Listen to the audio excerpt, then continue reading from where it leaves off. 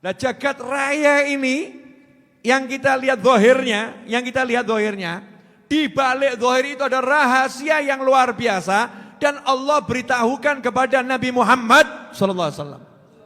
Kenapa diciptakan ini? Kenapa diciptakan ini? Kenapa diciptakan ini? Ada apa dengan ini? Bagaimana dengan ini? Allah berikan semua itu kepada Nabi Muhammad sallallahu alaihi wasallam. Jadi pengetahuannya Rasulullah itu unlimited. Pengetahuan Nabi Muhammad SAW itu tak terjangkau ya oleh nalar dan akal manusia.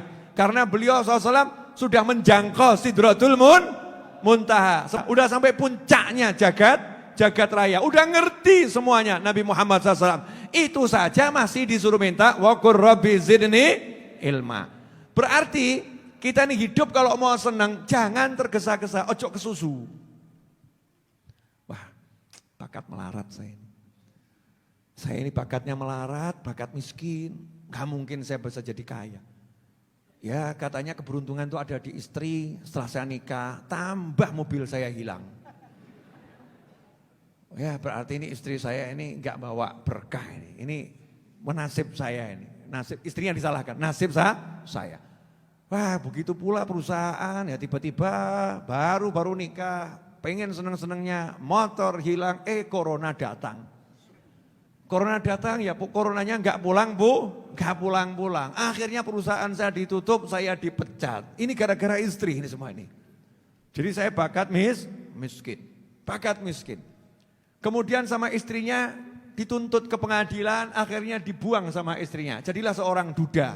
Kemudian dia berkata, duit enggak ada, mobil hilang, istri pun sirna. Kemudian mencoba untuk menikah lagi. Mudah-mudahan istri yang berikutnya hidupku lebih baik lagi. Ternyata setelah menikah, ya hidupnya bukan lebih baik, jauh lebih sengsara. Kemudian dia berkata, aku memang bakat jadi orang miskin. Aku memang bakat jadi orang susah.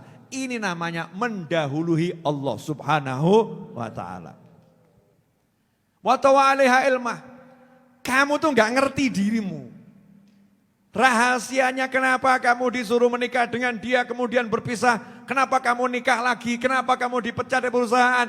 Kamu gak ngerti, maka kamu percaya saja sama yang maha mengerti. Siapa? Allah subhanahu wa ta'ala. Ini pasti ada sesuatu yang saya gak paham. Sebetulnya setiap orang itu, setiap peristiwa yang dijalani dalam hidupnya itu hikmah. Tapi kadang telat.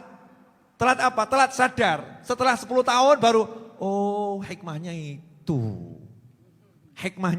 Setelah 10 tahun hikmahnya itu. Mestinya dari awal udah paham. Kalau mau fikir. Kalau mau tanya sama Allah subhanahu wa ta'ala. Dengan zikir, dengan doa dan lain sebagainya. Makanya hidup kita ini jangan tergesa-gesa menghakimi kehidupan. Percayalah pada Allah subhanahu wa ta'ala.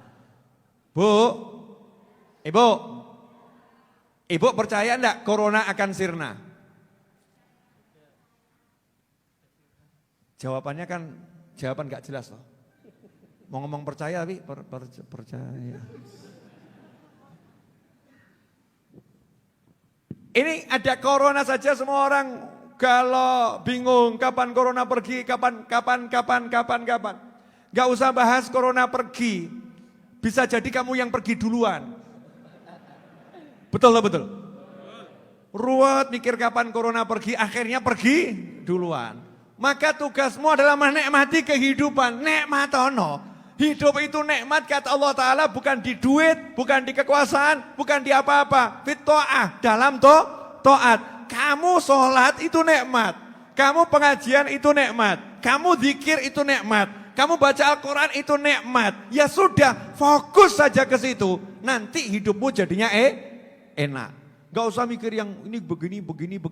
Menghakimi kehidupan.